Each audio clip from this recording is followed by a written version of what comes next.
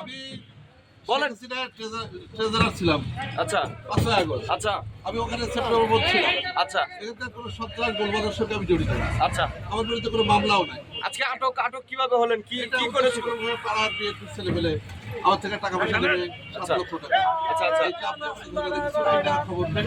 কারা টাকা চেয়েছিল? নামটা আছে কার পেয়েছেন? আমাদের পাড়ায় কালু বলে একটা ছেলে, আচ্ছা এই সমস্ত। আর ওদের তো ভালো জানি না, আমি যে ওয়ার্ড বিএনপি সভাপতি লিটন, আচ্ছা আচ্ছা এরা আমাকে দেশ সাথে বলবে। আচ্ছা। এখন কোথায় নিয়ে যাচ্ছে আপনাকে? কোথায় যাচ্ছেন? আমি জানি না।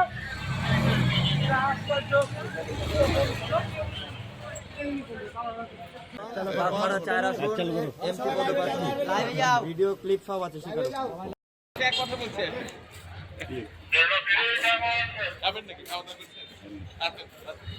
আমার 3 বছর একটা বাস